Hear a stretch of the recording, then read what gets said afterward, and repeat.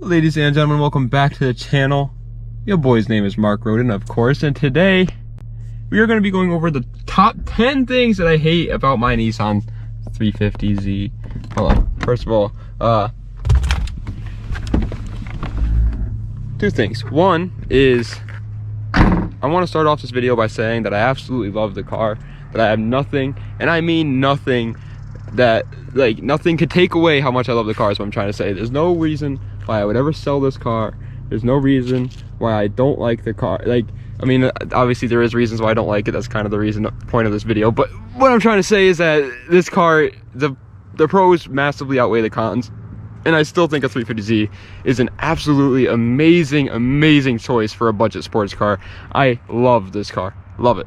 All right. And on top of that, the second thing I wanted to say is that most of these complaints are my own fault or the previous owner's fault, and not Nissan itself. It's not the car itself's fault. It's my fault, or parts that the other owner put on it, or what the owner did to it, or what we did to it, and it's not Nissan's fault. So I just want to put that out there. But there are some that are Nissan's fault, and we'll get into those. All right, so number 10, and for number 10, this is something that Nissan themselves, it's not their fault. It happens on every car, especially every car that is black. And yes, that's right. It's cleaning the damn car and keeping this car clean. It sucks, man. Having a black car, it looks so cool. I love the color black. I like darker colors for sure for the most part. I feel like drift cars look better, bright colors. But that's besides the point. Darker colors for sure look good. I absolutely love what I got going on with the chrome wheels and the black finish on the actual car itself. And I love it, but it gets dirty fast as hell. Not only does the paint, as you can see here, oh, damn, I done fell over there, but not only does the paint be absolutely filthy and get dusty. By the way, I cleaned this maybe 2 weeks ago.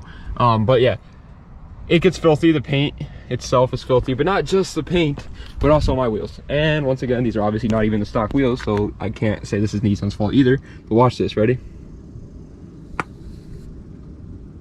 Yeah, those puppies get dirty fast. It's a little annoying, but whatever. I mean, you're gonna have to do that with a car. On top of that, things like the headlights fogged up. Once again, it's not Nissan's fault. You can actually see on this one how wet and nasty it is in there.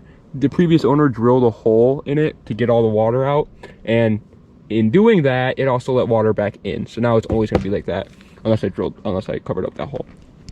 But that's the first thing. Like I said, it's not Nissan's fault. It's a black car. It's going to happen on any black car. On top of that, these aren't even the stock wheels, so it's not like I could be like, Nissan, what'd you do to your wheels? It's not Nissan's fault, and it's very minor. I just have to clean it a little bit more often. Next is, and this one actually is Nissan's fault, and I don't know how I'm gonna be able to show you, but I know a lot of other 350z owners have the same problem, and it is the seat belt not retracting fully. It's a small little problem. That's why I'm putting it at 9th, because I don't really care too much about it. But sometimes when you get out of your car, right, you got your seat belt buckled in, and you get out of your car and you let it go, it does that. Actually, that's very good that it did what I wanted it to do. But yeah, that's what it does. And then obviously you're not expecting that. It retracted that time. But most of the time when it does that, it gets stuck there, and it won't move out of the way, and then you're like, oh, okay, and then it's like, wabam, wabow, wading, wading, waling-a-ding, rabing, and it doesn't close the door, and it sucks. It's not fun. On top of that, I don't want to destroy my door, man. All right, I'm sure I have like little dings in here. Yeah, little dings all up in here from the seat belt being closed in the door all the time, because it does that. It doesn't retract fully. Nissan, what were you doing? The car's not worth it. All right, don't buy the car because the seat belt doesn't retract fully. Terrible car. I'm just kidding, obviously. Still a great car. Very small, minor inconvenience. And I probably could fix it if I really wanted to, but I don't really care that much. All right, so the number 8 most important thing that I hate, and I actually do hate this a lot, and once again, this is Nissan's fault, but I can fix it myself if I absolutely wanted to, and I'm going to. I just am pretty lazy. But it is this. What is this? What is that? Every part in the car is black. Every part on the interior is black from factory except for little silver accents, you know, the little silver doors, these silver accents for sure, but besides that, everything else is black. And then for some reason the headliner is tan. Why? Whose bright idea was that? That is a terrible design. A lot of people though, like I said, they fix that they just take their headliner out and spray paint it black.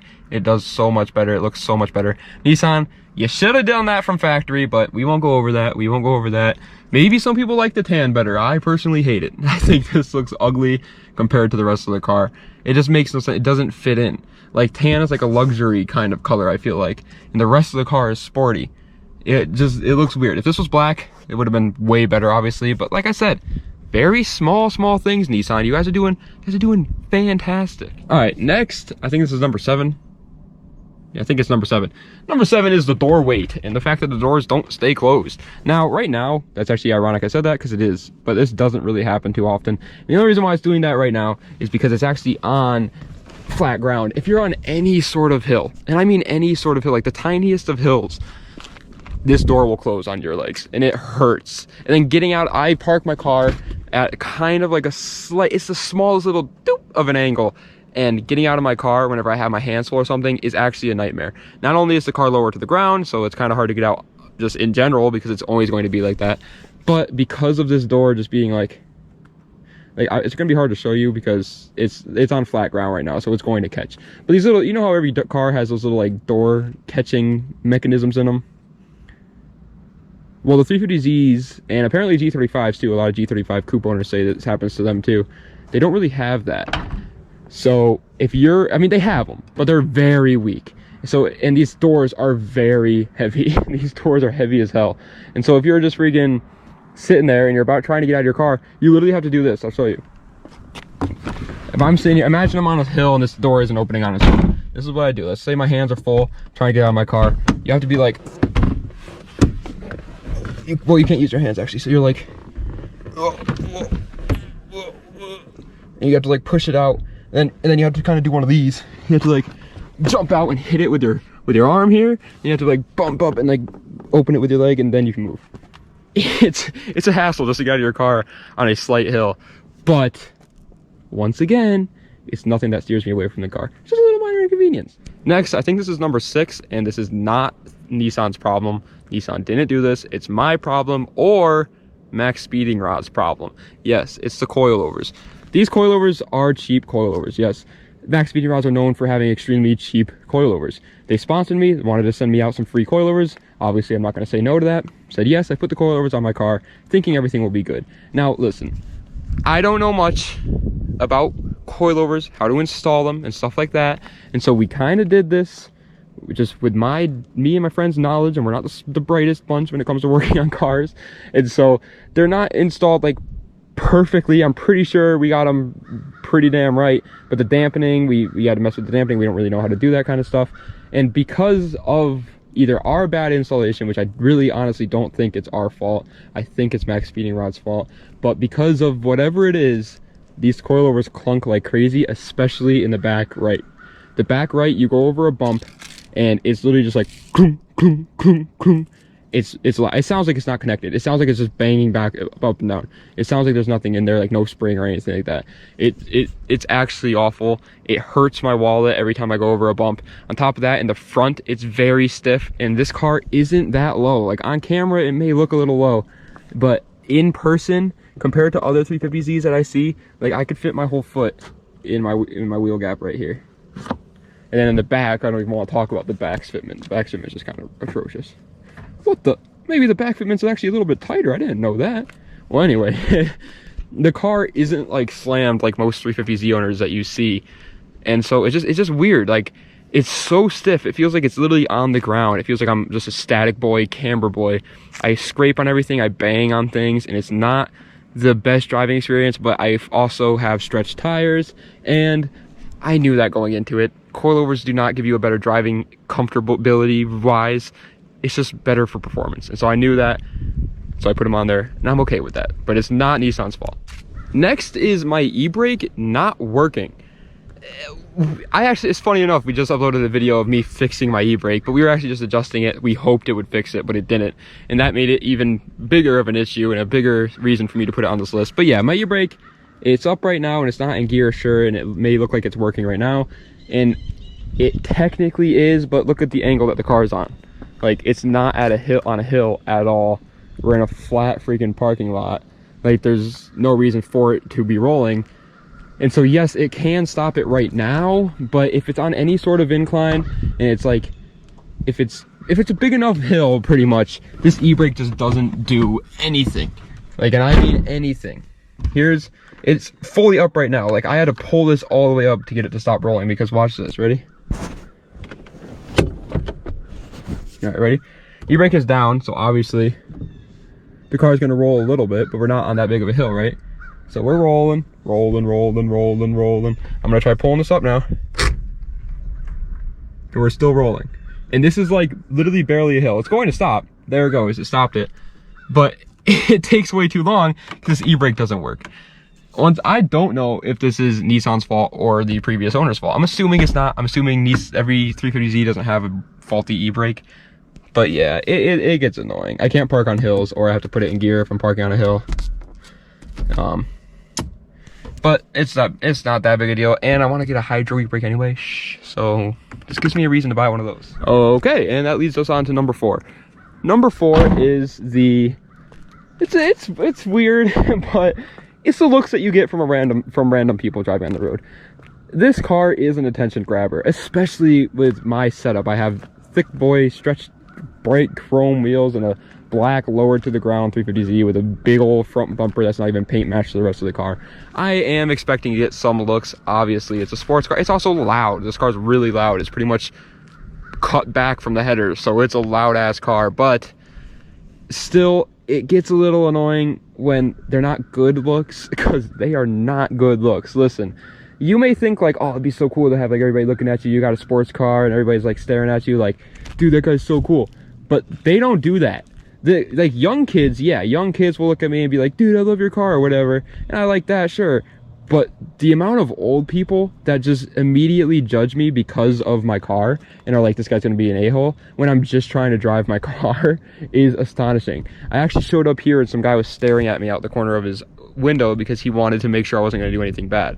I get it. I understand why they do that. They are worried. They see a young kid in a fast sports car and they're like, what else? He's up to no good. Like, let's face it, I am up to no good. I was speeding on my way over here, but I'm up to no good. I get that, but it's so annoying when you're sitting in traffic and you notice a car drive by and the guy's like, and you're like, dude, I didn't even do anything to you. Like, do you like the car or not? You can't really tell if they're being nice either. You can't really tell if they're just admiring it or not, because they just have that old grumpy man face. And I'm just like, what's your problem, dude? Are you happy or not? I don't get it. Like, I love my car. I think it looks sick. And by no means do I care enough to sell my car or change my car based on what other people think of it. Not at all. I could honestly care less. It just gets a little bit annoying. It gets a little annoying. And on top of that, it is pretty cool when you get all the younger dudes, like my generation people, being like, dude, I love your car. So it balances out. Okay, and the third biggest thing that I hate about this car is the visibility that you get when it's raining outside. It's impossible to see. Now listen, I don't know if this is my car or all 350Zs, but I'm going to go out on a limb here and say that it's most 350Zs, just because of the way the car is made. I mean, it has this windshield that's more like flat than a normal car's windshield, so rain is obviously going to sit on it a little bit more. On top of that, the car is like, it's not really built to be a daily driver. Their biggest concern wasn't your visibility when driving the car when they made this car. Obviously, you can tell that by these little back windows that do absolutely nothing but just look cool. So obviously this car wasn't built to be like a daily driver and be able to drive it in the rain. And it's a rear-wheel drive car with 300 horsepower. You shouldn't be driving it in the rain anyway.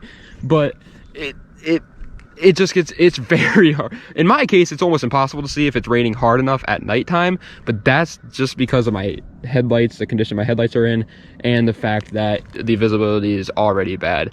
So that's not the like windshield's fault. That's because of my headlights. But even in the daytime, it's next to impossible to see if it's raining hard enough. Second place, and this one's actually a pretty big one that apparently happens on a lot of 350Zs, and so I guess it's technically a Nissan problem, but it is grinding your synchro issues with your transmission pretty much. First is actually like, it's actually like trying to beat the impossible game, trying to get your car into first gear, one of these things. If I'm driving and I'm freaking just downshifting, I'm coming to a stop, right? And I'm in, let's say I'm just in third, all right? I'm in third, coming to a stop, I downshift to second, and then I go to downshift to first. Obviously right now it's gonna be okay, but if I'm downshifting to first, it literally sometimes just will not go in. No matter how hard I push, no matter how hard I try, it won't. It'll just lock you out of first. You'll be like pushing as hard as you can and it won't go into first. It's pretty easy to solve it. You just go like third, fourth, lube it up, I guess, a little bit, and then it will go back into first, fine. But it can get really like hard, like it won't go to first sometimes. And then on top of that, fifth gear also has issues with me, but this one I think is just my transmission. But if I'm in sixth and I'm downshifting to fifth, it grinds a lot. Like it'll almost always just grind a little bit. It'll be like sixth, and then you'll go into fifth, and it's like, argh.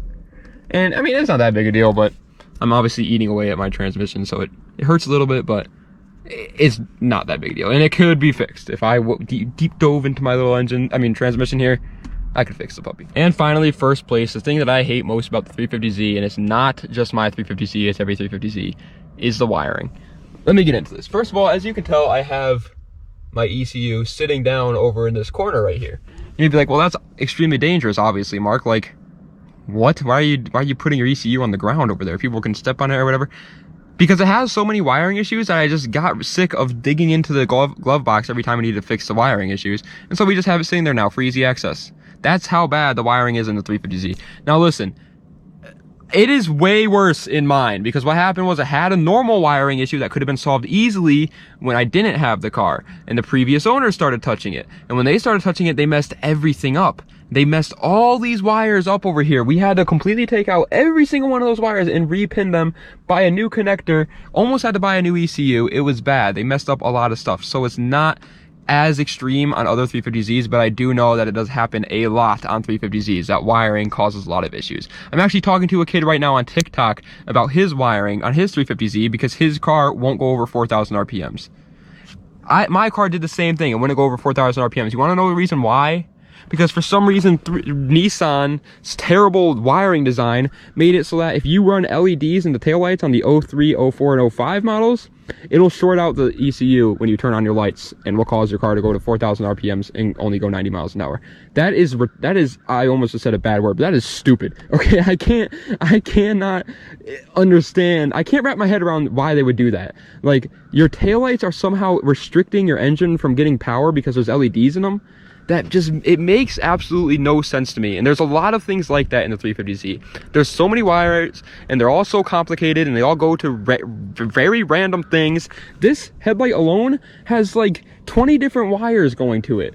Why? And I'm not talking about like 20 different wires and they're bunched up. One goes to one headlight and one goes to the blinker. No, it's like 20 different separations. It's weird. It's weird. There's so much stuff in this car, wiring wise and electric wise, that is just terribly put together and so over engineered for no reason whatsoever that it's very annoying. If you have to do any sort of, if you're looking at buying a 350Z and it says it needs some sort of wiring work, don't buy the car. But guys, that's going to be the end of today's video. It's going to be very long. I just realized because I've been recording these and every clip is like 2 minutes long, so I'm sorry, but it's going to be a long one. But I really enjoyed making it. So if you guys want to see the 10 things that I love about my car, which I'm going to do anyway, but if you want to see it, drop a like. Thank you guys so much for watching. I appreciate each and every one of you guys. Let me know another video that you want to see. Leave it in the comments down below. Leave it in the comments down below and I'll do it. But yeah, thank you guys. There's somebody leaving, by the way. That's why I waved. I don't know who she is, but I was waving to her because she looks like a nice old lady. But anyway, thank you guys so much for watching. I appreciate it. And like I said in the beginning of this video, and I'm going to say it again, all these cons do not make me not like the car. Still love the car. They're just cons that I notice while driving that car. Anyway, guys, thank you so much for watching. Das Vidania. Have a nice night.